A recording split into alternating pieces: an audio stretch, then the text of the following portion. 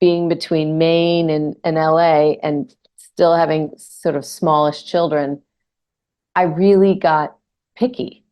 I mean, not picky, but I just said, I can't just jump into something without really feeling a real pull to it. I'm always open. I mean, that's one thing I had to, you learn.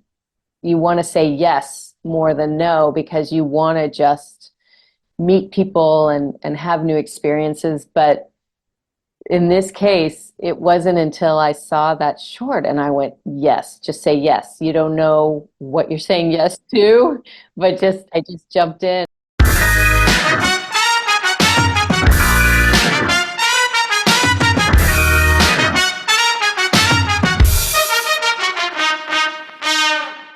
Welcome to the Funny in Failure podcast, a podcast that celebrates failure and shines the light on the emotional side of comedy, with yours truly, Michael Kahan. Today's guest is fantastic. She radiates compassion, empathy, and charisma. The chat flew by. This was a lot of fun. Sarah has this wonderful energy about her. Her outlook and forward-thinking mindset on life is contagious. It's rare, it's a treat, and it's empowering. Her new doco sounds fascinating. It's great to hear Sarah talk about it, especially to hear all the shifts Sarah's made in her life. You'll hear about it in this chat. It's very insightful and a great story. I love it. I think you'll love it too. So let's get into it. Sarah Clarke is an actor and producer best known for her work in film and television. Her career started on 24, where she played double agent Nina Myers for the first 3 seasons. Some of her other starring roles include Men of a Certain Age, Trust Me, Covered Affairs, The Booth at the End, and BOSCH. Her film credits also include 13, Happy Endings, the Twilight Saga franchise, Woman in Trouble, Punk's Dead, and Staring at the Sun. In 2018, Sarah shifted her focus to behind the camera and teamed up with filmmaker Daniel Glick to co-found THUNDERHEART Films. This is a non-profit film company aimed to create content to foster healing, tolerance, and unity. Together, they developed 3 projects with the Blackfeet Tribe in northern Montana about their connection to the American Bison. INISKIM was the first short from their collaboration about a troubled young girl from the Blackfeet Reserve who found hope and connection while volunteering on a buffalo drive.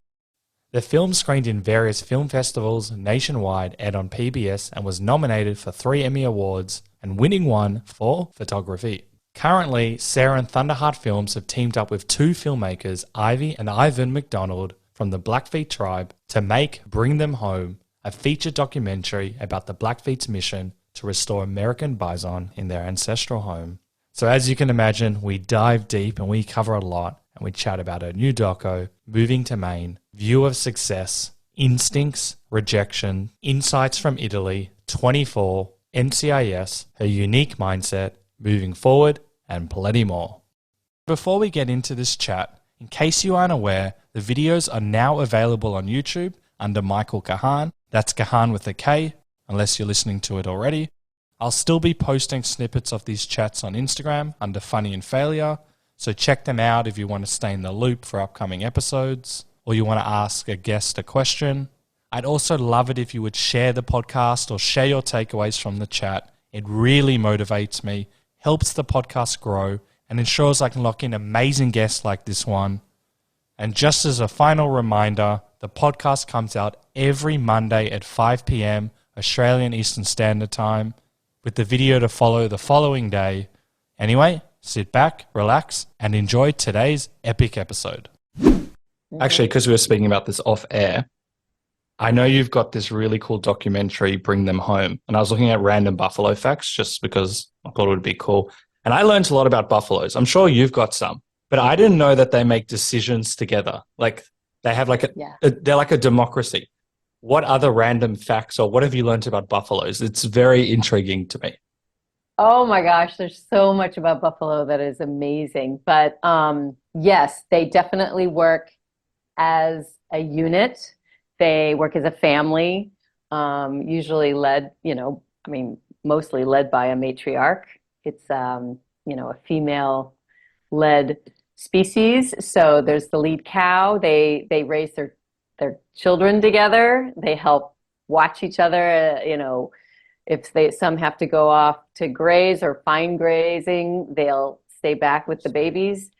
But they are, what's really incredible about the fact that they almost disappeared, and it was a way of, it was a genocide, just like alongside the native populations. Let's take away their food source and their way of life and their whole cultural identity.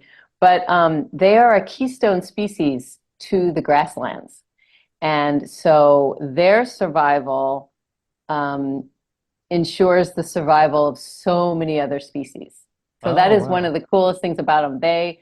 The way they work the land, the way they graze, they wallow, the way they move across the land, even the way they interact with it. So many other animals thrive and survive because of it. And grasses, they help sequester carbon.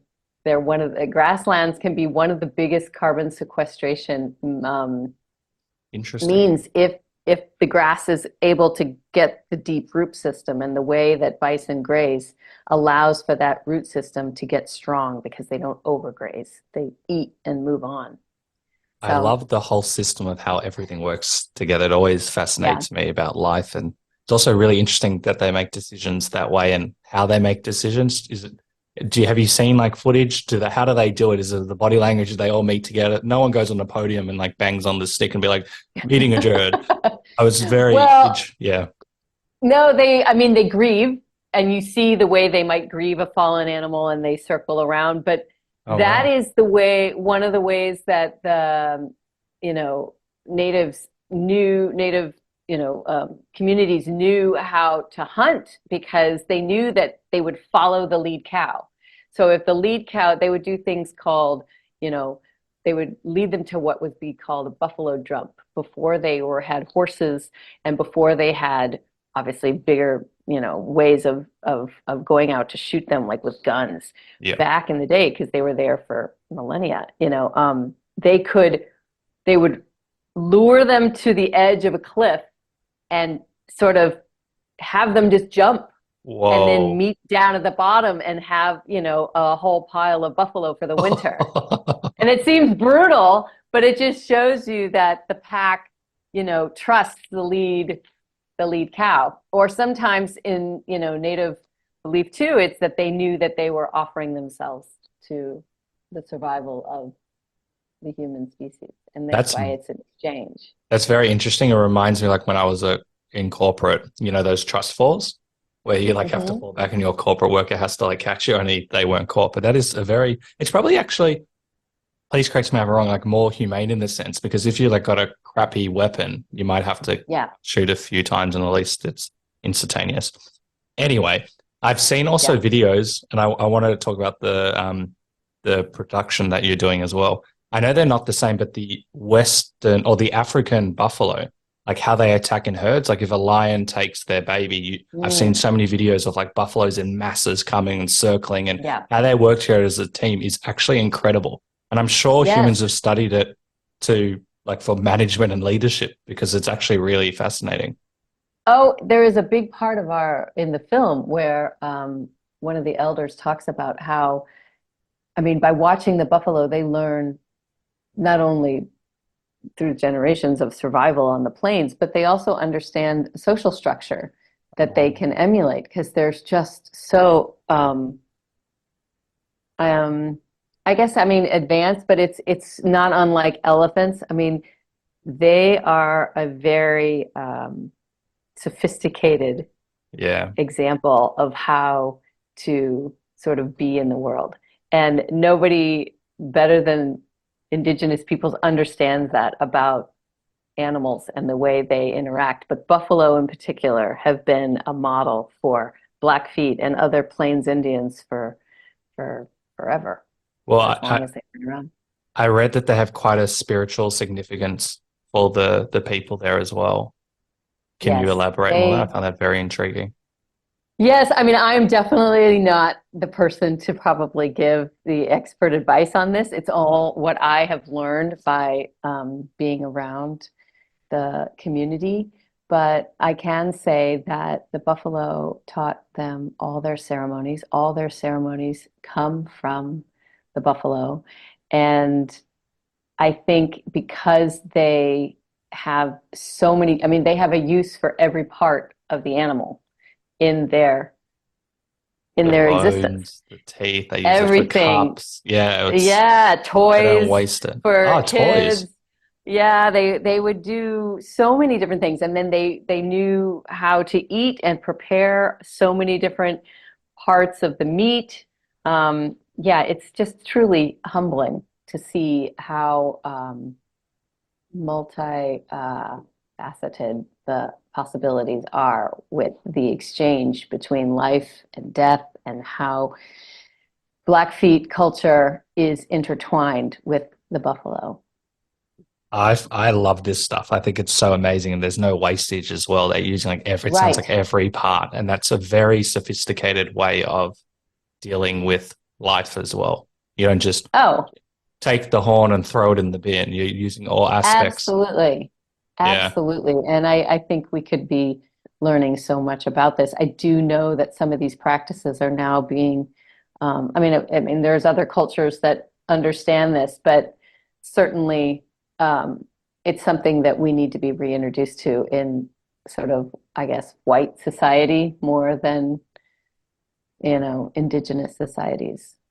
It's very interesting. And so, what got you involved in this? Is this something that you were looking at before? Did it stumble upon you? Was it random? It's No, I mean, I always think that the universe puts things in front of me for a reason, but it seems sort of random in the way that I met Daniel. So Xander and I were at the Napa Film Festival. Xander was there with a film he had done as an actor, and I was there just tagging along because the Napa Film Festival would be fun.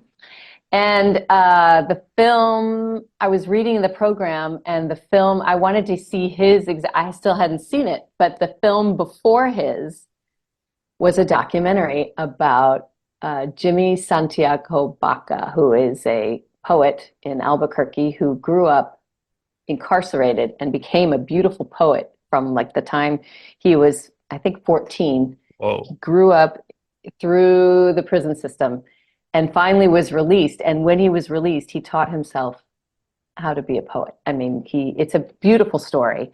Wow. And I was very moved, and I knew nothing about it. And it really opened my eyes to the prison system, but more than anything, just the story of transformation under such extreme hardship was so inspiring to me. So Daniel Glick was there at the screening, and I went up, introduced myself. Sandra and I both did, said how much we loved the movie.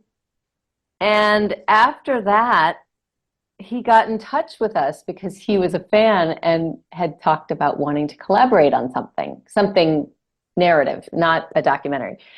So I said, well, sure. What are you thinking? And so we kind of went back and forth a few things. I was a little busy at the time. So at one point he said, well, until we figure this out, just so you have a sense, this is my latest project. And he sent me a short. He had made, the Blackfeet had hired him to do a short documentary about the Badger 2 medicine, which is their sacred land within Glacier National Park. And it was being made to fight an oil lease that was threatening to be reopened, that had been, Yeah. I guess, I don't know what the term is, defunct or, retired, and they were threatening to reopen it. So they said, would you make this film about why we really can't have that happen? And he did, and they went in front of the, legislatures and got it blocked, which was kind of amazing. But it was such a Wow. beautiful film, and it introduced me not only to the Blackfeet, but just sort of, that part of the country. I wasn't very familiar with Montana. And I said, well, wow, I don't know anything about producing, but if you're going to do more projects like this, I want to be a part of it. That's all I said. And that's literally all I said. And I said, because, I just feel like this is the direction I kind of want to move in. I had just finished, or was still on BOSCH, but just sort of ending BOSCH. And we had bought our house in Maine, and we're considering how we were going to live there full time. And I just was really feeling this need to transition. And he said, well, they have a buffalo program that's all volunteer. And I'm so intrigued. I just want to know more about it. And I said, yeah, oh my God, I don't think I've ever seen a buffalo, you know? Yeah. So that was the first trip. I went out on my birthday to visit Montana, visit the Blackfeet Reservation, meet some of the people. And that's when I met Lily over the phone. And I said, I'm in. Gladstone for Yeah, those people Lily who don't. Gladstone. Yeah, and so yeah, that's how it started. It just started with a curiosity and a passion to try to um, help bring back this iconic animal. And then once I met the Blackfeet, I was so moved by their their resilience as a culture, despite all the things, like so many native cultures, you know, were almost wiped out thanks to colonization, and they held to fast and stayed, you know, united in their effort to keep their culture alive. And now they have, you know, brought back this animal, and it's catching on, and And it's beautiful. I don't think it was possible hearing that and then, you know, seeing that, you know, an animal that's basically gone out extinct. And now it's Almost. almost, yeah. And now it seems to be thriving or on the direction of thriving. One Yeah. thing that I find very interesting, you've probably heard 100 times in your career, thousands, we should collaborate together. You probably get the finger out, like we should collaborate, or I'm going to write a role for you. And this is probably like the one time I know you've collaborated with Xander, your husband, and other people along the journey. But that's probably one of the most common phrases you hear next to no. And so this one Yeah. actually worked out.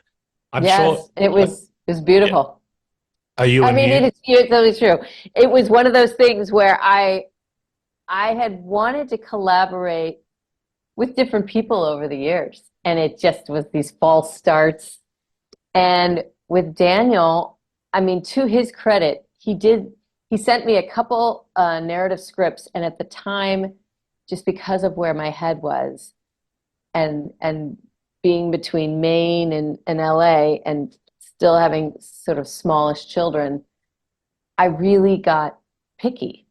I mean, not picky, but I just said, I can't just jump into something without really feeling a real pull to it.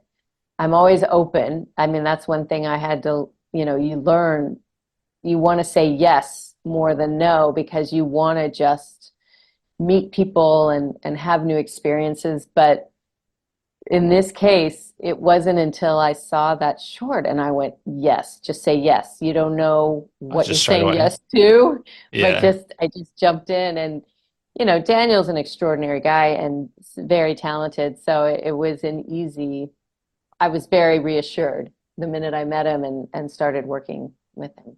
I'm not sure you said his surname. What's his full name, just so people can. Yes, Daniel Glick. Daniel Glick. What's also interesting is I'm not sure if I spoke about with your husband. This podcast might actually come out first before Xander, depending on your documentary. So we'll just pretend that Xander hasn't existed yet in the context. Okay. In terms of like the yeses and nos, when you first start out, you take everything. You go to every audition that you can, you take everything. And then you've obviously hit a point, obviously, with your family as well, where you can say no. But then when you say no, you also allow more opportunities to say yes for the right opportunity. So it sounds like you are, and speaking to Xander as well, quite a intuitive person as well. Is that something that you look at or you're aware of, or it's part of your life? Absolutely. I mean, I will say I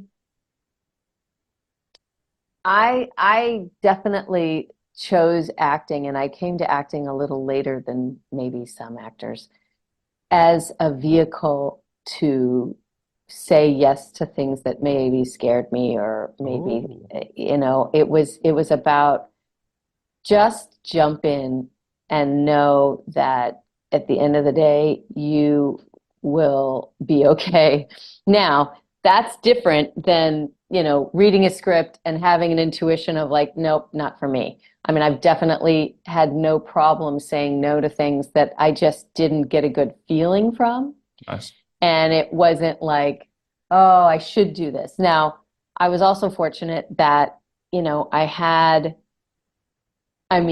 early days when I was working, 3 different jobs, and you would jump in and do maybe plays that were just a little weird, but you're like, okay, it's just a month. I'm just going to do this, Yeah. It wasn't like, and it's over and no one has a recording in a way. I mean, it's sort of like safer. Yeah. But, you grow and improve from that, and you learn, and it's fun. Exactly. And I have to say, I was very lucky in that I got, 1 or 2 acting or TV gigs before 24. So that was a huge leap into a different stratosphere of understanding the business. I'm sure, I, to that point, had been New York actor, kind of doing commercials, very sort of touch and go, nothing too, I guess, life-changing. And so I could take risks knowing like, well, whatever, it was a weird commercial, it's over. You know what I mean? Yeah. Those would be the most fun. This can go in 2 ways. We'll get into the producing, because you said something very interesting, so we'll pigeonhole it. But you also had a very interesting start kind of into acting. You just fill in my gap, so then I've got 1,000 questions. I don't think you decided that acting was your thing until you went to Italy, and Italy kind of changed. I'd love to know, it sounded like it's changed your worldview or your mindset or 10 million other things. Do you remember the time and what was going on? Oh, absolutely. So, to be fair, I was shy and I loved the idea of pretending.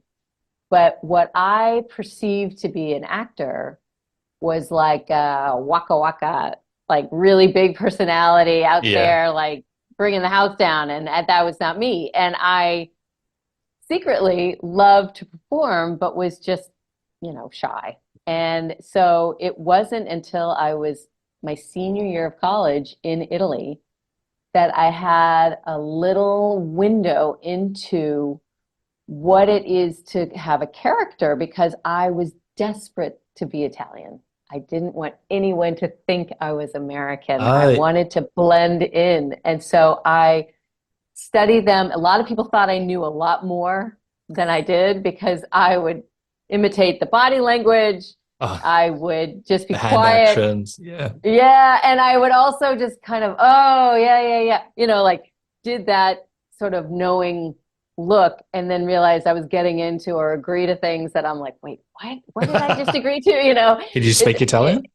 I could. I lived there a year and I was immersed in the university. So you learn, but I had studied in college, and it sort of all started to synthesize and kick in about 2 months in.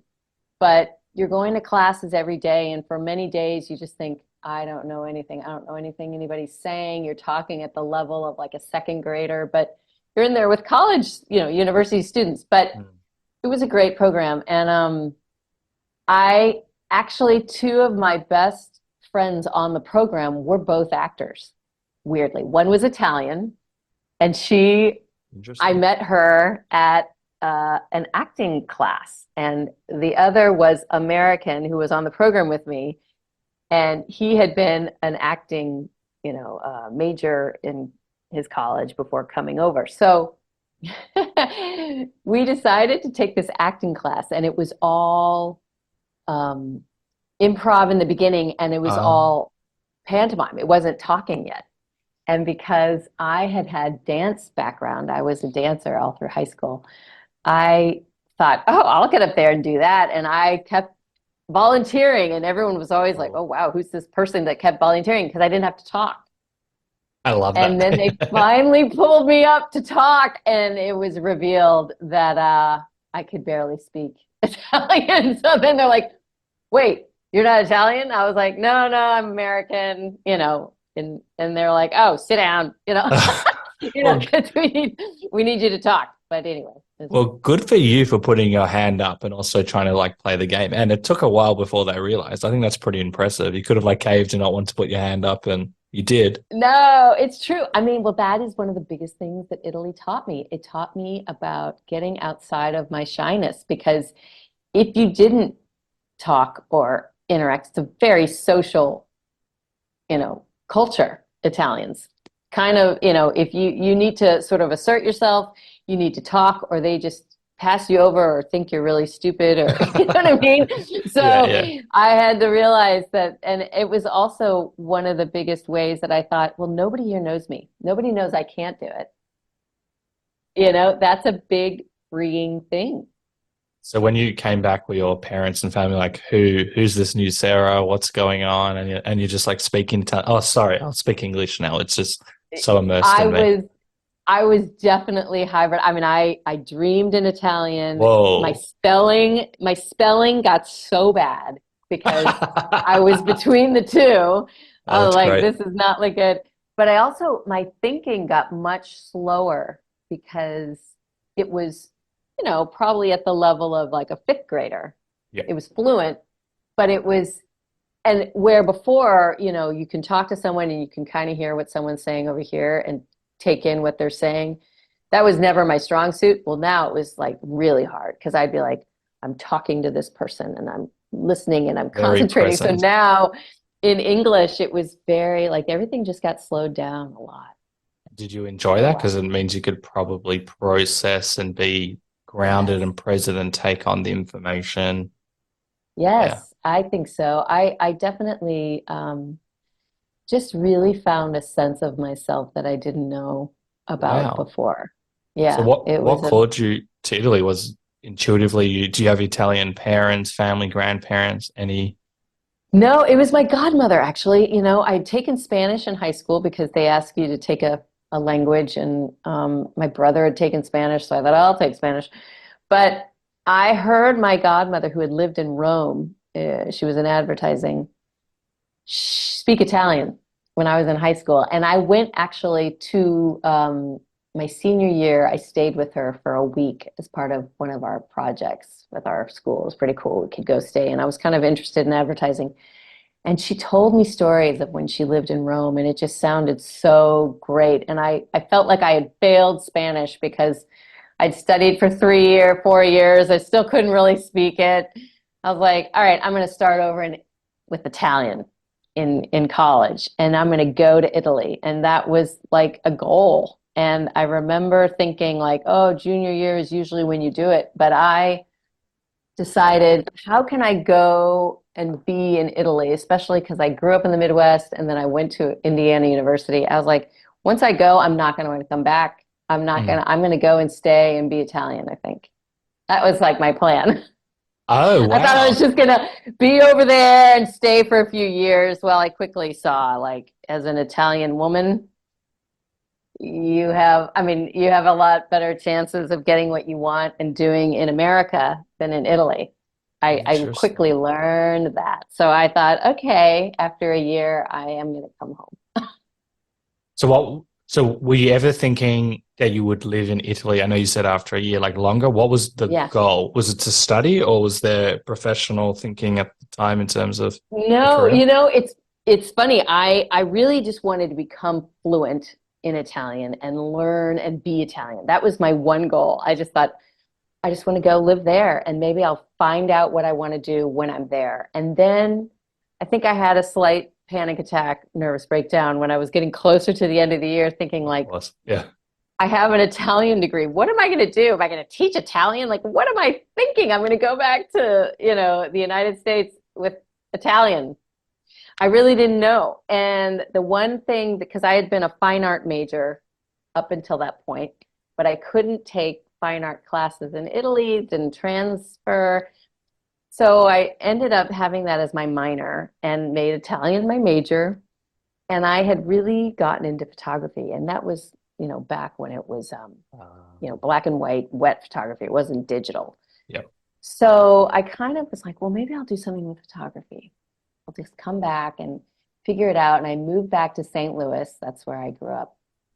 Moved back in with my parents. I Oh, that thought, would have well, been I'll a just hard try this. adjustment. Yeah. It was, and yet after being a year on my own, I was grateful to just not have the stress of like, making money. I just was grateful, and I just thought, okay, I'm going to do this for a couple months and then I'm going to figure things out. Nice. And I got a job with an architectural photographer, actually. She was willing to train me in black and white 4x5 camera. I mean, it was pretty cool. Elise O'Brien took me on. She liked my portfolio. She had a dark room. She said I could go in there and work, and she was wonderful. She really taught me a lot. But what I realized quickly was how dry architectural photography was. Like I was really into telling stories and going out and finding it in the streets. So she sometimes would put me in the photos, and then I started liking that. I thought, well, that's kind of fun. I'm in this this MRI machine. I'm getting an MRI, and then I started realizing like, wow, I really like the storytelling, and I really like being, instead of having the medium to tell the story be something away from me, I really like being the medium. That's where the shift came. I think I really decided I want to tell the stories, but I want to be in it. I don't want to always be the observer. Cool. And it scared me a little bit because, what I had learned in Italy as an actor, I didn't quite understand how it would translate unless I went to school, which meant auditioning, which terrified me. But luckily, being back in St. Louis, I had connections, and my theater, I did do, because everyone at our high school did our high school play. Oh, And I actually did it with, so John Hamm went to my high school, and he and I were both in Godspell together. that's so funny. Yeah. I don't normally talk about this stuff, but I found it hilarious because when you type in your name, there was so much on you went to prom with John Hamm, and then Paul Rudd was interested in like a three-way triangle. There's like 70 articles. I'm like, wow, they really like that story. Oh my God. Yeah. So silly. Well, it's just Midwest people, but yeah, we were all in the Midwest together. And, but yeah, so that's where it started. It was in high school, and I just kind of did it because I was a dancer and I grew up listening to like musicals. And so that was fun, and I did enjoy it, but I just thought, oh, well, this is what we do in high school. This is a one-off. Not a real job, or it's not something. Yeah, exactly. Or am I really going to start auditioning? Auditioning terrified me. But so then when I came back, that same theater teacher, Wayne Solomon, was awesome. And he's like, look, you could do this. You just have to really want to do it. And he kind of helped me with my audition. And I ended up auditioning for Circle in the Square for just their summer program. Circle in the Square is in Manhattan. And that's that why you felt moved. like, okay. Yeah. And it didn't feel like too much stress. I was like, oh, it's just a summer program. Yeah, I can go. And if I don't get in, I don't get in. And I got in. I was super excited. Nice. And I went up for the summer program. And that was the first time I felt like, oh my God, I'm finally someplace where everything makes sense. Like I just understood everything they were talking about in terms of, how to use your imagination. And it's your best tool for creating a character, and movement, and all those years of dance finally fueled into and interwove. And I just was really excited to understand Shakespeare and Chekhov and read all those plays. And just being in New York was so exciting. So after 2 months, I was like, I really want to stay. And they actually said, they offered me a place to stay in their next program when I said, I really want to come back here as a student for, the 3-year program. And they offered me a place. So I was really psyched that I got to go into that. I didn't have to wait a year because I thought I was going to have to wait and figure out how to stay in New York. They said, no, as it turns out, there's a spot, and it was cool. Isn't it crazy?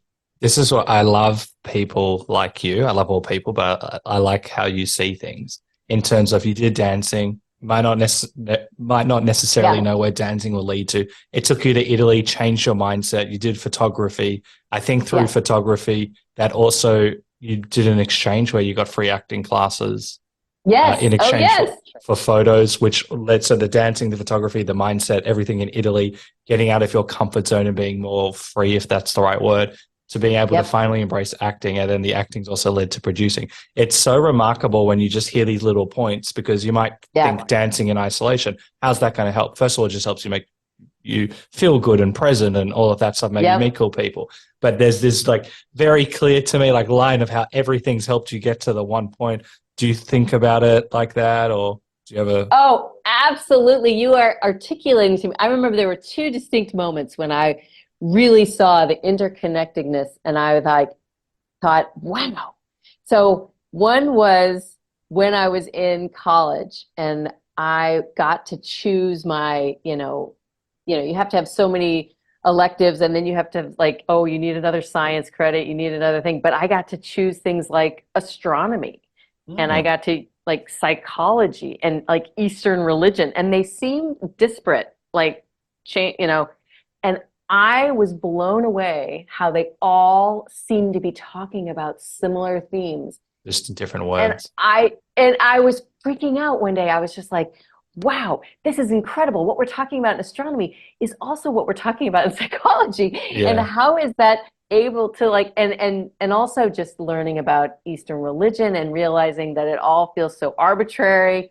This idea, like depending on where you were born, what your worldview is. And certainly now after 7 years of really studying, the Blackfeet culture and their worldview and in the indigenous worldview. And if we were all just taught that, we would have such a more expansive connection to nature and our interconnectedness with the world. But so many of us don't get that. And I just, so there was that moment. And then in Italy, there was a huge aha moment when I think it was like 2 months in, and I was so determined to be like, I'm gonna learn about this, and I'm gonna go do this. And I would wake up and I'd have my little plan, kind of just sort of stave off my panic of like, what am I doing here? Am I learning? And I don't even know if I'm learning, because they don't give you a written exam every month or so. They get one exam at the end of the term, and it's oral.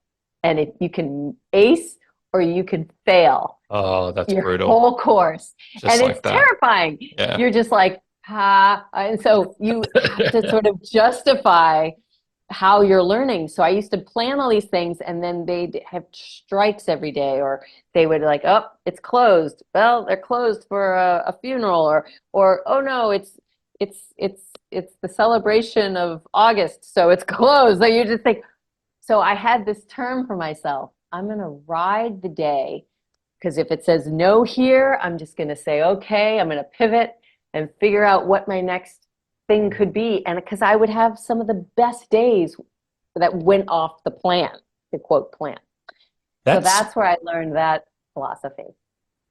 That's a life philosophy the entire world needs, to be able to go with the flow, because Yes. we all want to control so much in life. And as you probably know, there's very little you can control. But I also feel, first of all, that's the macro, but then also looking into acting, just with no's and being rejected a gazillion times, like all of the actors, I feel like that would have really kept you kind of like grounded or in flow, or whatever, however you call it. So I feel like you would have. Oh my God. Yeah. No, yeah. What springs to mind? No, I mean, absolutely. I mean, you have to be okay with rejection and no, and what, instead of even hearing it that way, you start to realize this wasn't meant for me. Even when you think, I mean, because there's definitely been some no's that were just like, no, Yep. I can't accept it. And then you hear those stories of those people, like they banged down the door and they just proved to them that they needed it. I mean, certainly there were those times when I felt like I had to advocate for myself, and sometimes they did turn around, and sometimes they still were no. But what is fascinating is what it teaches you just about your passion, right? because you have to be able to move on. You also have to understand, like you said, so much of this is not in our control. And I will say, becoming a producer and being on the other side, I mean, even in documentary, but I also shadowed on BOSCH when I was working on BOSCH. Cool. And saw how much behind the scenes stuff goes, that by the time the actor comes on set, Yeah. you realize why there's this like loop, because, and you better be ready. And you have to, as an actor, of course, have your bubble of relaxation and I'm cool, I'm just coming in, and tune all that out. Yeah. But you do have all this concentrated energy of people like, how long we've been working on this, and now we're finally shooting it, and we better fucking get it. You know what I mean? It's like, it makes you feel less. you can take that in, especially if you're a sensitive person, which you want to be as an actor, but you've also got to learn how to create that protective bubble. And good productions help actors with that. They don't bring all the stress into that, because they know it's only going to hurt the performance. You hear so many stories, and you've probably got a gazillion as well, where it's not always like that. But I guess it would also make you feel more comfortable as an actor. I'm not an actor by any means. I've only done extra stuff and I do screenwriting. But the thought of, you've already got everything done from the producing side. You've already got the directors, the cameras, the other billion things, even the people directing you. Then an actor comes on, you're like, oh, we're almost there, just get it done.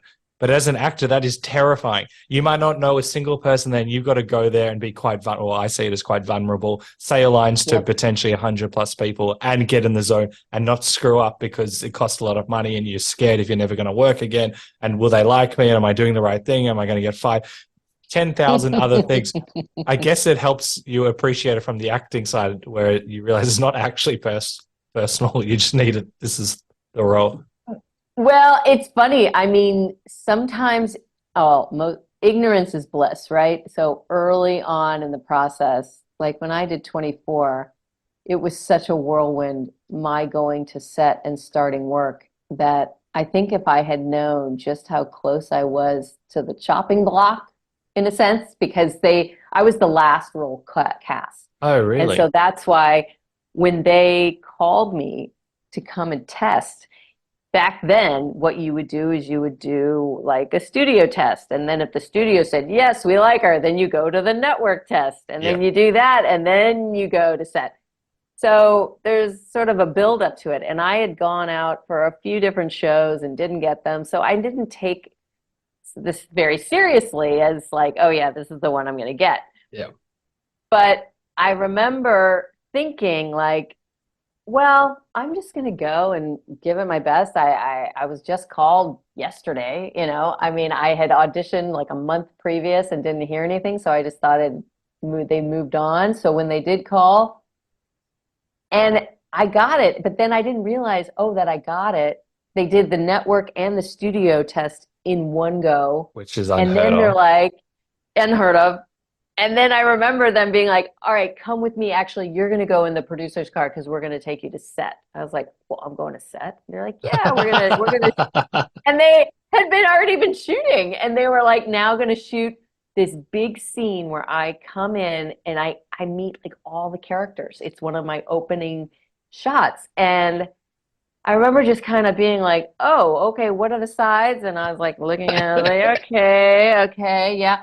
I went in, did it, and I remember one of the producers from Imagine coming up to me, not realizing that they were all watching. They were all up in the like back rooms watching and like ready to be like, nope, we were wrong. Let's get somebody else. Like, that's oh, really? what I found out later. Yes, I had no idea. Wow. And that's that what I mean. quick.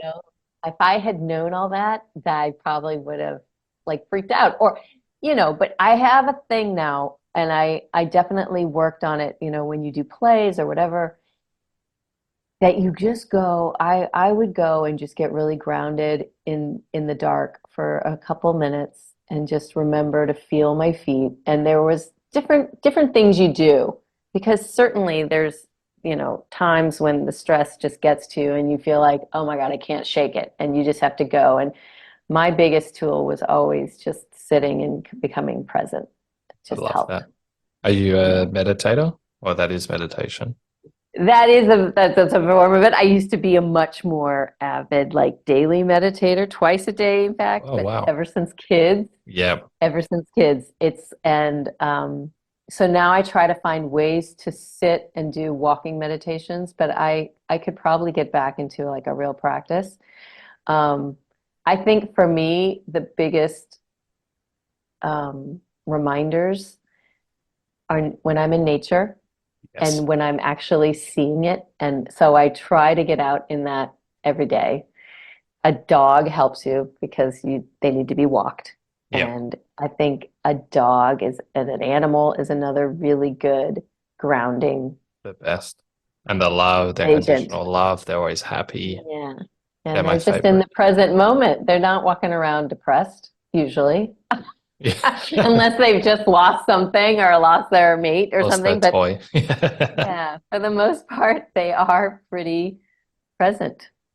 Isn't it wild? Back to 24. Isn't it wild Yes. that, first of all, I've never heard a story like that in over 230 podcasts where just things work so quickly and then they're trying to see if you're the right person. Obviously, you nailed it and you Yes. worked there for, I think, 3 seasons. But also, because it was so fast paced, you had to use your clothes because they Yes. ran out of time. And so, did they have to buy like 24 or 12 or 10 of your clothes, or did they have to just keep on washing it? Because I assume No, in 20. exactly. So Yeah. the pilot was so fast. You know, the pilot, I was there, I ended up staying, I think it was 10 days. Um, and I had this shirt well, first I was just in my clothes and they kept putting me in stuff that was like loud for the mic and just looked wrong. And finally, Stephen Hopkins was like, I really just liked what she was wearing. Can we just put her back in that? And they said, well, all right, we could put her in the shirt. And then I think they kept washing that shirt the whole time I was shooting. And then when we wrapped the pilot, they said, okay, where'd you get this shirt? And it was like a one-off from the East Village that some designer had made.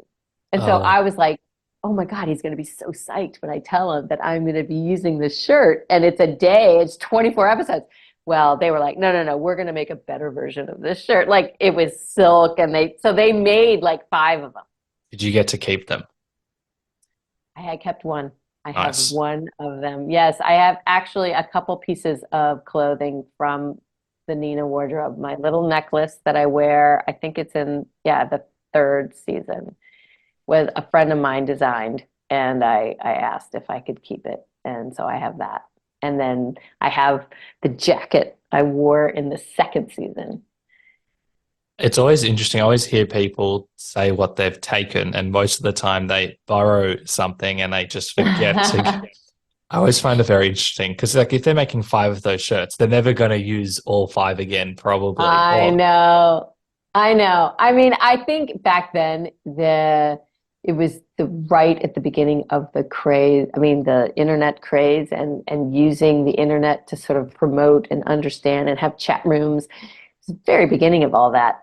And I think they understood the power of, these pieces and like eBay, right? But they also would say, oh, well, just in case we have to reshoot, we got to have this stuff, like, okay. So they had yeah, different levels, especially too, because there's times I did so much in it. So they'd have different levels of dirt that they would keep, like this is day 5 when she was really dirty. And then she kind of cleaned up. So this is day 7, so they had different versions. I love the excuse, just in case we need to reshoot. But also, Yeah. isn't it wild? I think at the time when, you've done stuff before, I think you're working at a law firm doing temp work. I think furniture as well. Please correct me if I'm wrong. Oh my And God, you've done your research. Yep. I've looked at everything there is on the internet. And from that moment doing that and then getting the call to 24, I feel like your entire, first of all, just 24 on the nature of it, but is crazy. But all your whole life would have changed kind of like that because it was so quick. How did you kind of Yeah. like deal with the fast paced nature of your life changing so quickly? Well, it's interesting. I was living in New York. I had been living with my brother actually in the East Village, and I had just gotten my own place in this great little walk up on Mulberry Street. And I was just in heaven, and I had my little cat. and I had my lifestyle. And so when the pilot happened, I didn't move to LA right away because back then, they make the pilot and then you find out like 6 months later if it's actually going to be start May. So we found out that it was actually getting picked up. And that was a really sort of sweet time of like, wow, so now what? And I had met Xander on the pilot, and he had come to the East Coast to visit his family. And so he and I, not knowing each other very long, decided we were like, he's like, I was going to go to Portugal. And I said, well, I'll come to Portugal, and I just was in the mode of like, I'm going to say yes. And so we traveled around Portugal and, Oh, nice. yeah, we did that for about 13 days, not knowing each other very long. And then when it was time to move to LA, I thought, well, what if it doesn't go? It's like you just never decide, okay, this is going to be a hit. You just take it each day. So I kept my apartment, and he was like, well, look, I drove out here. You want to drive back across country with me? Whoa. I grew up driving. We didn't fly a lot as a family. So I was like, sure. So we took 2 weeks to drive across country, barely knowing each other, which let us know each other really fast. Very well, yeah. And we went the southern route. We went through visited people that we knew down in Nashville, and then we went across the Panhandle and saw my family in St. Louis, and then we went through Sedona and just saw the great. And so we landed in LA, and it was then that it sort of hit me that I was having this shift because LA was so foreign to me. But I just sort of took it well, let's see how long this lasts. And everyone was a little nervous because it wasn't, we still had to tell each other, oh, right, it's just one day. Oh, it's one day, isn't it? Yeah, we're still on the same day. It's like that concept wasn't really understood until about halfway through the season. And before we knew we were getting picked up because they were just going to make 13 in case they got canceled. Yep. And the writers came to us and they're like, oh, we've kind of gone through all of our lines. So we got to start really, we got picked up for another 13 or whatever, the back 11. We've got to come up with a new storyline. So it was a big sort of whoa, let's see what happens. And when it started to become a real hit was after, the final season, and we knew we were coming back. I think it was a slow burn, and definitely things were changing in all directions for me because I'd met Xander. And so then I was like, well, am I really going to go back to New York? I guess I'm going to stay out here. So my friend who had been wanting my apartment because it was such a sweet apartment, I was like, all right, you can have my apartment, and I was She got you the I'm role for 24, just so, yeah. Exactly. But it was one of those times when I just was like, I'm going to give away everything. Because I was back in the time, lived in New York where I would find this table and be on the street and be like, oh, it's my kitchen table, and I was really into doing that kind of stuff. So I was kind of like, everybody could just have everything. And I'm going to take just the bare minimum and start over in LA. And that was kind of exciting. How crazy is it that you met your future husband on the set? You're traveling to Portugal and traveling around the world. He's meeting your family quite early in the scheme of things. Then you guys go to LA together and you get 24. You don't hear too many stories of where you get the dream role and the dream guy so quickly together. So it's pretty exciting. Right. And that also comes to you saying yes to saying yes to the right things, I assume. You wouldn't have said yes to everything. Yeah. I didn't say it, but it's also that thing too. I was really trying to stay grounded and present because, I think the universe will give you what you want if you ask for it. I had asked, I wanted to truly take on, acting and be serious in it. So I was saying yes, but I also wanted to meet, an adult and somebody that was, soulful, and so Xander comes along and he's both of those things, and he and I definitely, had that moment of, oh, it's so funny, he's calling me right now. He's You can up in New take it York right now. if you need. Well, I'll just tell him I'm doing the podcast. Let me just tell him real quick. Hey, babe, I'm good. I'm doing the podcast right now. Hello. Oh, you can't hear me, but fine. I don't know if I'll put you on speaker. I'm talking, Hello. but we're doing the podcast. So can I call you when I'm done? Have a great podcast, darling. Have a good sushi dinner. Okay. Enjoy. Bye. That's so cute. That's so cute. He's having a good time there with some friends, and I'm glad he's able to be there. But what were we talking about? We were talking about Xander being soulful and mature. Well, the fact that, so yes, all that happening so fast. There was definitely that moment of like, wait, what am I doing? And we both had it because both of us just kind of kept saying yes. And then you have to really reassess sort of like who you are and who you're with. And I think it's a testament to us that, we stayed together after 2 kids, 2 careers, moving around for over 20 years. And I think, Oh, wow. but it takes hard work. It does take hard work. And I think we both had the same desire to live a creative life, but put family above everything else. And so, when you do that, certain things fall away and become clear. I think that's what the key is to having that shared desire to create a life that is fulfilling for both of you, but also that is nurturing to the people that you're bringing along for the ride. Beautiful.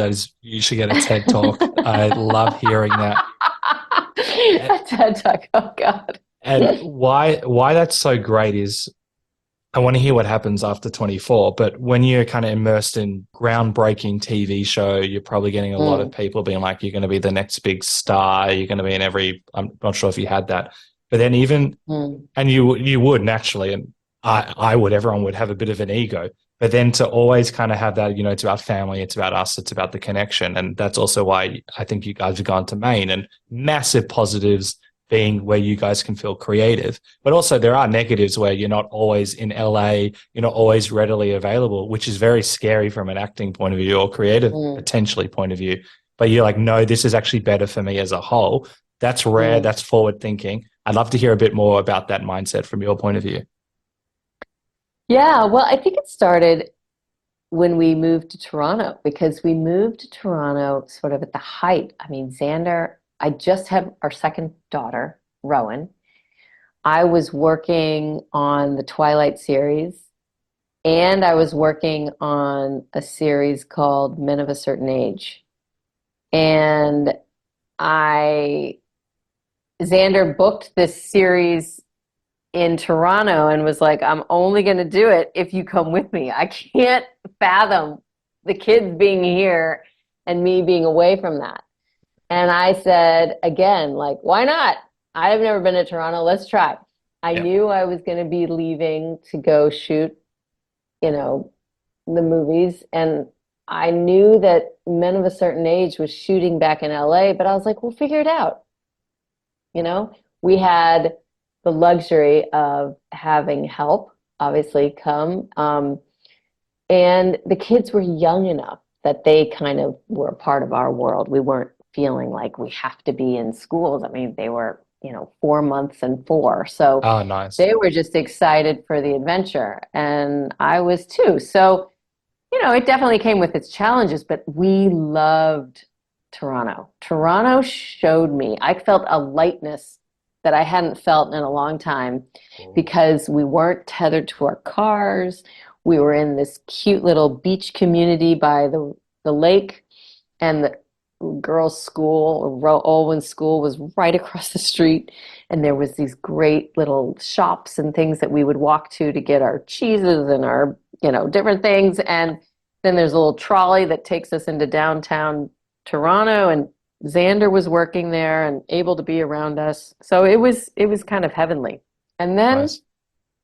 we did that for a year, and then it turns out we had to come back for a second year, and that was a little trickier because it was like, okay, I'm no longer doing these jobs, so I guess I'll just come and help raise the kids. And that was more of the first time where I thought, but that's okay, because certainly I can audition from here. I can figure something out. And I ended up getting a series there as well. So that worked out, that we both were able to work and live in Toronto. And I guess I just kind of kept thinking of those opportunities as like, well, whatever's supposed to come my way will come my way. And you certainly realize that, yeah, I wasn't supposed to get that, because really, how was I going to do that? How was I going to live over there while you're living over here? And there's other things where you go, I'm not interested because I really don't want to go live in Budapest. Well, so you say no sometimes when you realize that it's really going to be hard on the family. Yeah. But there's other times when you really want to do it. So then you say, how are we going to make this work? And Xander and I usually were like, well, if you're doing a series, then I probably won't take a series unless it's just amazing. And then we'll make it work. Isn't that still remarkable to have kind of that foresight, and that it looks like, I know it has worked out really well for both of you to be in harmony. You're both on the same page. When you're not on the same page, which would have happened, I'm sure, we don't need to dive into it if you don't want to, but if you're not in harmony, then things don't work out. But all the stories of when you guys are like together in harmony, it just seems like things have worked out. Obviously there's highs and lows, and that's natural, that's life, that's relationships. But it sounds like when you're in that kind of state, things have just worked out very well for you. Well, they have, but I mean, it's definitely, there were times when it was really hard. I mean, there was a time when we moved back to LA, and I got a series that was recurring up in Vancouver, and Xander was working on a series in Shreveport.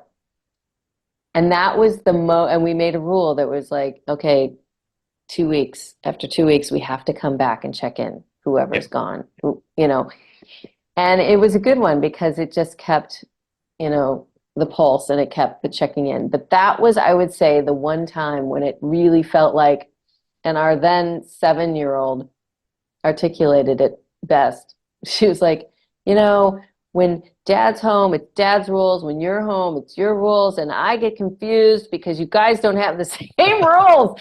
And I was like, yeah, that is kind of the way it is, because, we have different styles.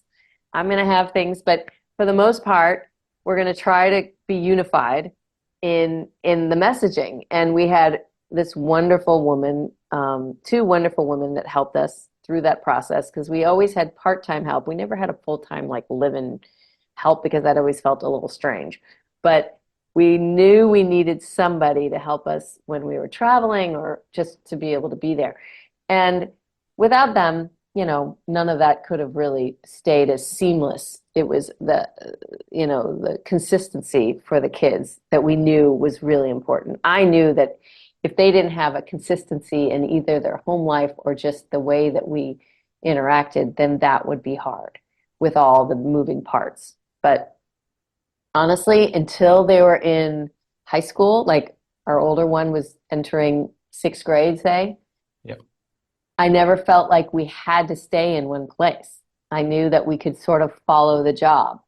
And, she moved probably the most in terms of different schools, but she was so open to meeting new people that it didn't really matter. But I knew once 6th grade happened, she would want to feel settled. And so that's how Maine came about. Oh, I love that. And then Maine is also the creative hub where you can bring people to you, can film stuff. I think it's fantastic. And you're also still immersed in your craft. That's really nice that you've been able to find a way to make it work on your terms more so. I mean, we're trying. We're definitely trying. We've had some, obviously the pandemic was a weird you know, we were so grateful to be here during the pandemic just because, you know, nothing's happening anyway. We might as well be where we feel fed. I mean, we miss the community that we had in LA, but it's so spread out now anyway that it's sort of like, and ultimately, I just felt like when I moved to Maine, I felt very, it felt familiar. I don't know if it's just growing up. I mean, I grew up in the Midwest, but I think it's my Celtic sort of like, I'm used to the cold, I'm used to the rocky coasts. I don't know, something in me. And I just was very appreciative of all the natural beauty that was around. I'm so jealous. That sounds great. Yeah. I mean, well, you're in Australia, right? Yeah, but where I am, I don't like. I have to still go a little bit out. We're still in like Yeah. suburban areas. Oh, you are. Okay. Yeah, Yeah. yeah, not I in like the understand that. wilderness. Yeah, Yeah. I, That but is something in, I mean, I've never been to Australia, but I would love to see, I would love to go there someday just to see that beauty because you guys have some spectacular you could do nature there. easily like 2 months and see just a dot. Yeah. It's Yeah. amazing. Yeah, Yeah. one day you and Xander can do like a tour across all the places and Oh, do it I for would free. love it. Love it. Love it. One, I've written down like 80 points, but this one I want to focus on. And we were kind of talking about like the empty promises. So after 24, it's the biggest show probably at the time, or one of the biggest ones. And then you're seeing how well it's going. And then you've obviously got this really nice like mindset with Xander about like what you're going to do with your family. Because I believe you got pregnant during the show. I could be During wrong. 24? Yeah. Oh, no. Yeah, no, I was not pregnant until we waited 5 years Okay. before we Okay, got so married during, yes, sorry, we yeah, got I've got that mixed engaged. up. Yeah, no, it's Yeah. okay. We got engaged the first year, which seemed kind of quick. Oh, But we well, did it. there's, I don't even know what quick is anymore. Some people like 2 weeks. I've taken Yeah, 5 years. right. No, So makes I sense. would imagine you've done 24. It's a big show. It's extremely popular. It's also crazy that it's still popular now. Your view of success and maybe changing the goalposts would have changed as well. What were you thinking after 24? Because I'm sure the agents and the managers, given what I hear, they're like, you're gonna be in Oscar movies. You're gonna get 20 billion. Right. How did you kind of keep like grounded and guess kind of figure out what's true and what's not true for you? I mean, it's funny. I mean, looking back, you can sit there and say, well, honestly, I really was so open to like what's next. I mean, surely some people were like, well, you need to have your own show now, you know, you Yeah. need to do that. And there were some that came along, but nothing really came along that I was like, I want to play this. And the ones that did were going to like, you know, names. I remember there were a couple. There were a couple that I came really close on. And those, for whatever reason, I was able to sort of swallow the fact that it didn't happen because I was like, well, how would that have worked? Really? You get yourself all psyched up like I'm gonna go, blah, blah, blah. But then when it doesn't, it's so funny how quickly you can be like, oh well, that wasn't supposed to happen. There was only, That's pretty I mean, impressive. well, you have to because the way, at least, and I had a really wonderful group of actor friends that we all sort of commiserated around together because I think the mindset was always like, well, if it was meant for me, I'll get it. If it's not meant for me, I won't get it. And I always looked at it like the roles that I did get seemed to be catered to something that I was supposed to be dealing with. Like it's really interesting. I Oh, just wow. always felt like that was what happened. And that's why Nina was such an interesting part because she started off one way. And then by the third season, I was like, what the, you know, they were sort of like creating more and more each season just to kind of be thrilling. But I found it really fascinating what I was wrestling with, that I was actually really, as much as I loved the excitement of being on that big show, I could see that like the way the writers were sort of caging her, there wasn't going to be much more I could do. I didn't want to be like tortured for a whole season, you know? So I was like, yeah, I was ready I would have liked her storyline to have been a little more fleshed out. And I think if that show was made now, she would have been much more dynamic and they would have shown a lot more of her backstory. But at the time, it was all about the adrenaline.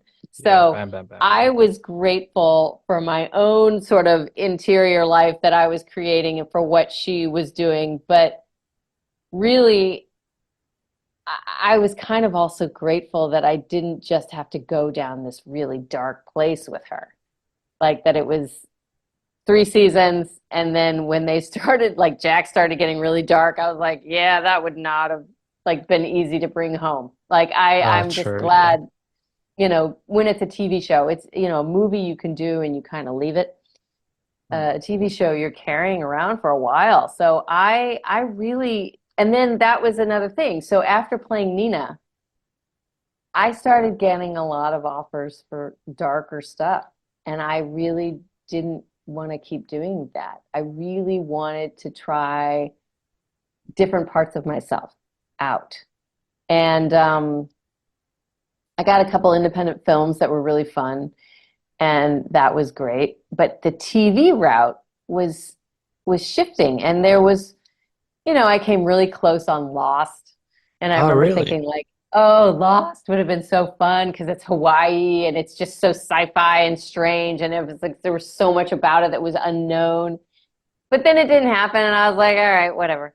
And then the same with, I came close on Grey's Anatomy, and I was like, oh, doctors, you know what I mean? But then you're like, at the end of the day, you realize, wow, everybody that did it, they did it so well. So, I mean, it wasn't meant for me. I will say that when I did get something like I did Trust Me with Eric McCormick and Tom Cavanaugh and Monica Potter and Griffin Dunn, like that was a blast. I had so much fun working on that show. And I remember at the time being really sad when that didn't come back because, we did it for a season and just the way that the tides taste changed, like they were just like, nope, sorry, this is too sort of like, it's too funny and not, it's funny. just That's well, too funny for that network. I didn't mean it like that. Like it was too funny for TNT. Like they were like, we know drama. That was their little tagline. And like we were sort of the light comedy, but it was trying to be serious. I don't know why they, but so that was on the chopping block. And then, there was another pilot I did that was a harder one to like let go of because it didn't go. And I loved it. I loved it so much. And that was one that I did with the late Jonathan Demme. He directed it, and it was called Line of Sight. And it was with Samantha and David Morrissey and Kai Lennox. Wonderful cast, a brilliant cast, and such a great story. I could have. It was, I think, ahead of its time, to be honest, because I feel like there's a lot of shows out there like it. But it was AMC's next big show when Mad Men and Breaking Bad ended. It was going to be their next big show, and it was going to be a sci-fi show. But it wasn't going to be an obvious sci-fi show. And I just think it was just like a teeny bit too soon. Like they just didn't get it. But, it was one of those, that's one of those that like, if I have any like, oh, I wish it had gone, but it just didn't. Maybe it's still possible to bring it out in a different way, but I know these things are very complicated. Maybe. Come on, guys. Let's bring it back. What do you think the lesson there is for you? Because what I'm noticing is that you're really good with dealing with the grief of when a show ends, whether it's 24 or other shows that you said. Obviously, they're always going to end. Some are going to end a bit prematurely than others. You might really want the audition, but you go back to this philosophy of it wasn't meant for you, which has obviously carried you well. But then you have this role which you just feel inside of you, and you're still smiling about it now, which is great. So what does it do for you also creatively?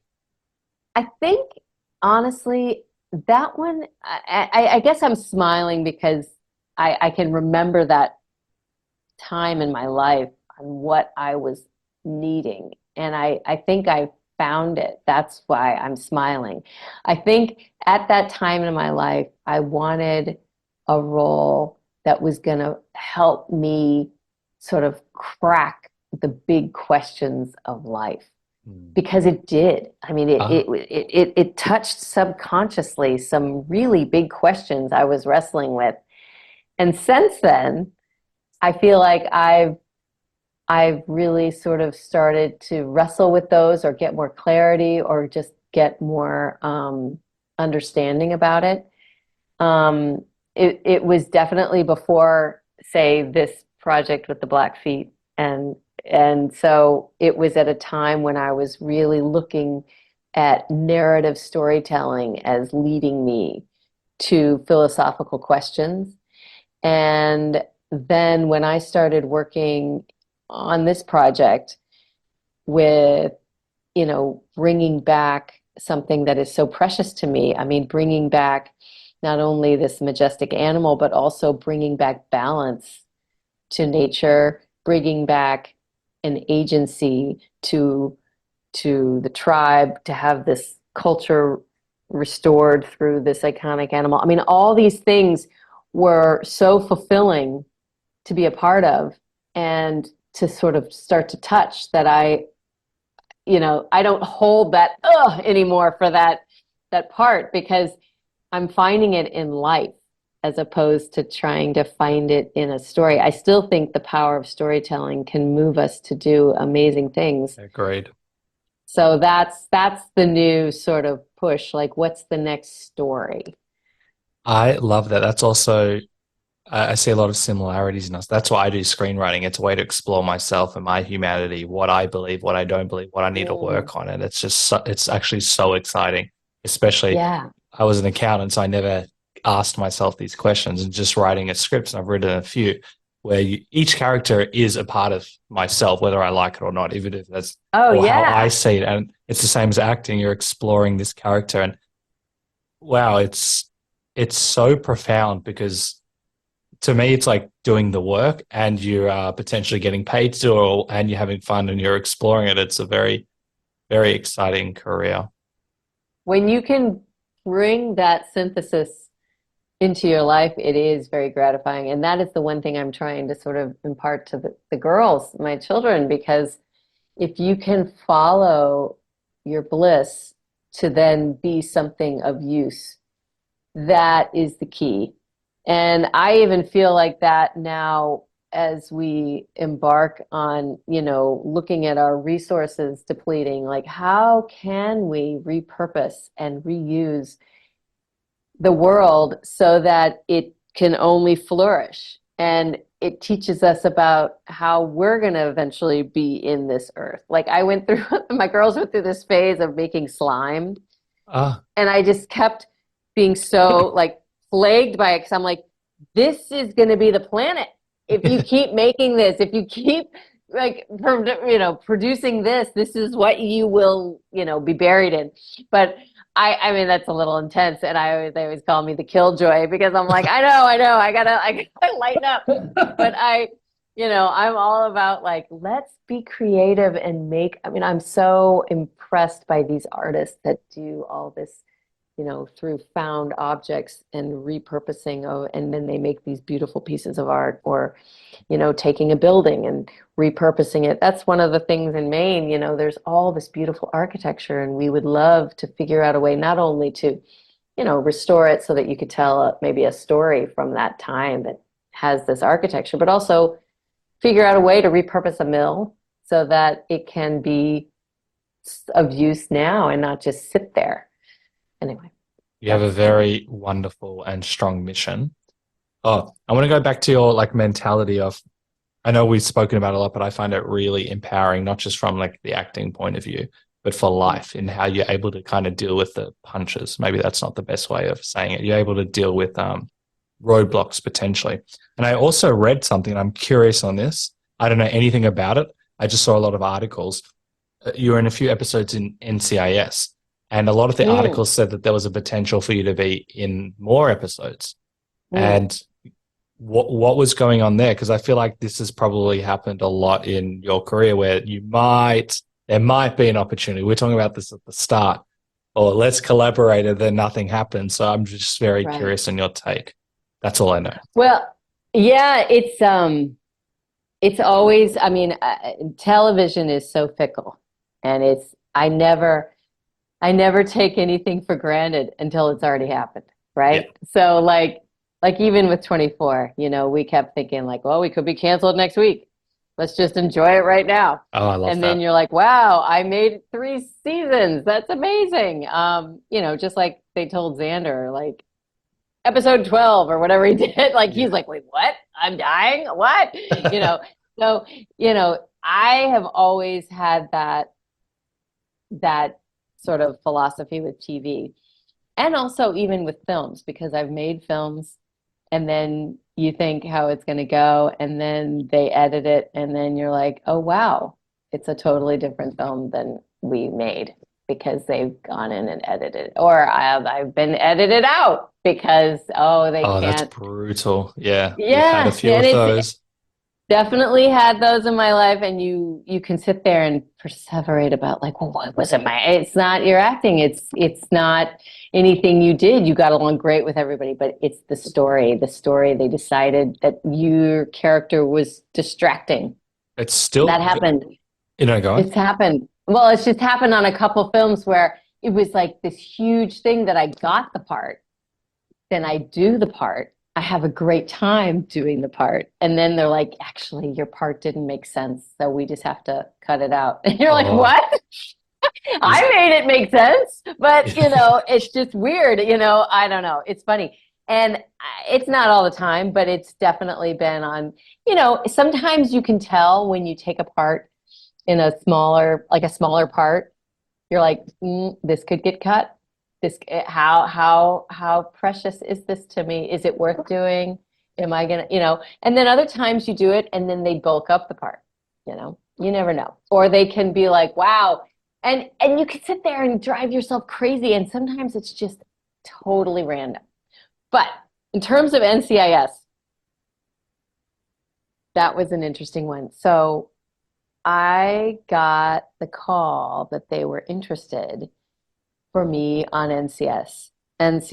And I personally was like, wow, that's a big gig if it goes. But I said, I don't really get the show. I'll watch it and see, but like what's my part? I don't understand it really, how it's gonna be like a character that I could like sit with. So I talked at length with them, and that we had a couple ideas on what it could be. And I was like, well, that sounds actually pretty interesting. All right. So we decided we were going to do 2. And, you know, Michael Weatherly was leaving, and that was going to be a big hole in their cast. So they're like, how are we going to fill it? So they tried to come up with 2 characters, me and this other guy, I forget his name. He was really sweet, young kid. We're going to be the 2 new characters to sort of fill the Michael Weatherly hole. And they tried this already. And anyway, it was like putting a square peg in a round hole. Like I just, from the beginning, felt like I got along with everybody, but they were sort of like people that have been doing it for so long. Yeah. In the And motion. you come in and you're like, you know, and I've got all these ideas, you know, and I had fun, but I remember thinking at the time, I was like, I mean, I guess I understand the tone. I don't know. This is such an interesting tone for a show. I just don't quite. And I would talk to the directors and they'd be like, yeah, no, we love your doing. And then like, you know, I talked to the other actors and they all were like, wow, do you know how good this is? This is amazing. This is so great. You come in, and they'd always laugh like, whoa, someone knows their lines. Because I would come in and be like, hit my marks and do it all. And they're like, someone's awake. You know, I mean, they were all just because they'd been there for so long doing it. They had it down. So when it came time to like figure out if the 2, I guess they had to go back to their boards or their meeting rooms, like, do we like this character? Do we want this? Is this working? Is it filling the Michael gap? I don't know. I'm never really privy to why, but it was always left like maybe. And part of me was like, we had just bought our place in Maine, and we were sort of committing to like, I think we got to get out of LA by the time Owen's in 6th grade. And if I had gotten this, I would have been there over like 6th grade. Like she would have been there through at least 8th grade. If they, who knows? So again, I feel like the universe was like, nope, you got to get out of LA. And I was relieved, to be honest. I was relieved. Nice. Everyone always says like, what? The money. It's true. It would have been like 9 months of the year, like every day almost. And because that's quite a hectic show. And it's out in Santa Clarita where it's like 1,000,000 degrees. And I honestly was always trying to be positive when I was doing it, but when it didn't happen, I was like, all right, we can go. We're gonna go, and I'm relieved. And so it was really, again, like I said, the universe tells you when you're meant to do it and when you're not. So I love this mindset. And also relief is such an important emotion to acknowledge. Like whether you're in a relationship, for example, and let's just say your relationship has ended and you feel relief, that's a great indicator that something wasn't working. Exactly. We don't talk about it enough. And so I really appreciate you bring it up.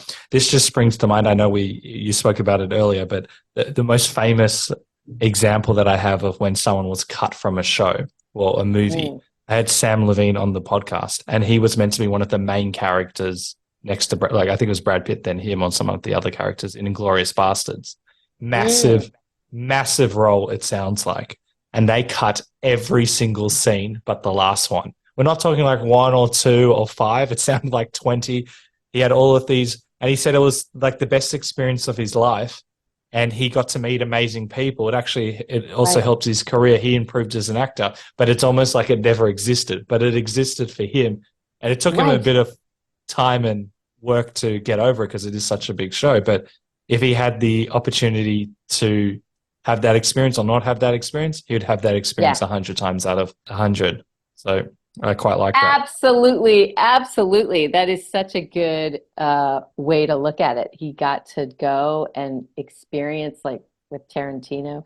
I feel the same way in a much smaller way, but I was in Coda, that movie that Sean Hayter made about the fisherman family, and they're all deaf, and she is the one hearing child, but she's a beautiful singer. It was such a beautiful script, and they shot it up here in Gloucester. Sean's an old friend of mine, and she asked me to come play the wife to the piano teacher, to the music teacher. And it was a small part, but because she's like, there's only really one part you could play if you want to play it. And I was like, sure, I would. I mean, I love working with her. I was like, I'll do anything with you. And then I read the script and was blown away by the script. And I said, absolutely, I'll come do it. And had a great time working with Ingenio and like getting to see Sean navigate this whole deaf cast and signing. And it was so magical to behold. But at the end of the day, the wife of the music teacher is just extraneous information. They wanted to keep it about the family, understandably, but then it goes on to be this huge movie and wins the Oscar. And like, it was one of the, I even got a SAG award as one of the cast members. And I'm laughing because you see me at the end, like literally, I mean, just the glory, apart, like I wave or something like that at the end, like everything but the end. So it was one of those learning to pivot and understand that it's not about me. Very, very rare mentality. I love it. It's contagious. What we're going to do now to wrap up the podcast is to do a rapid fire segment. So the first thing Okay. that springs to mind, but please take your time to think about it. Okay. There are quite a few. Sorry, when I ask people that follow me, do you have any questions for a guest? We got a lot on about Twilight, so I'll just ask two because there were way too many, if that makes sense. Okay. What was the best part of being a part of the Twilight franchise? Mm. I think the best part was getting to be a part of a crazy phenomenon, but also getting to not be a part of it. Like I got to come and go, and I didn't have to be in the middle of the hurricane. I could just come in, observe, do my stuff, and then leave because I had, a part that was coming and going. So it was kind of the best of both worlds. And what did it do for your confidence? Being in Twilight, interesting. I think it taught me to trust my instincts and to trust my path because Twilight, it was weird to be sort of semi-adult in a teenage crazed phenomenon. Yeah. And I had a young child and a family, and I, of course, am playing her mom, but it's hard not to get caught up in sometimes all the drama or and I just remember trusting that it was like, no, there's something so much bigger going on right here in my home. And this is just make believe, or I don't know. I don't know how it would have been to be a young person in that situation. I was very grateful to be grounded and slightly older. I love that. And do you ever get recognized or mistaken for the daughter? What's her name? Oh, Forgot her Kristen name. Stewart. Yeah. Kristen Stewart. No, but people definitely understand why we were cast as mother-daughter when they see us, like certain angles, Kristen and I can look a lot, and that's a huge compliment to me. I think she's, a wonderful, wonderful human. So it's nice to think that I could be her mama. What is your next big dream or goal? Wow. I would say my next dream is to have the capacity to tell stories here in Maine and have it be an industry that, keeps growing and giving back to the communities here so that we can tell stories and not have to go off, and I can still be close to home. I love it. If you could go back into a time when you were first starting out, what advice would you give yourself and why? I would definitely tell myself to trust more in my process. I mean, I found that eventually, but there was so much angst around, should I do this? Should I do that?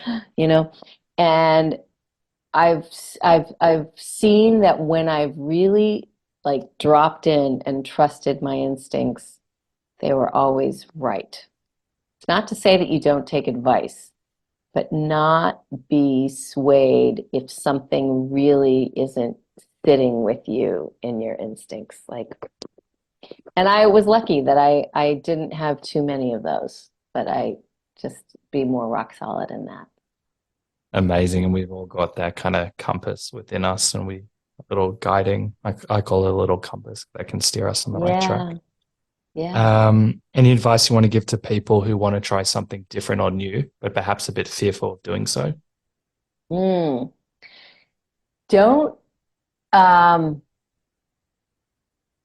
Don't be afraid to, I hate the word fail, because I don't see failure as failure.